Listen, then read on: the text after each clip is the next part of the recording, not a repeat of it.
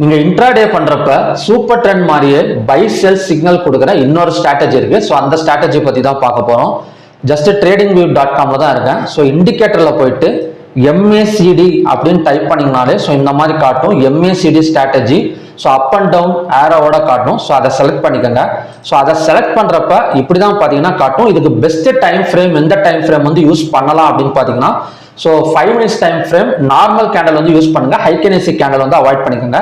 So normal candle use பண்றப்ப so sell and by signal வந்து அதாவது பார்த்தீங்கன்னா மார்க்கெட் மூவ்மெண்ட்ல வந்து கொடுக்கும்.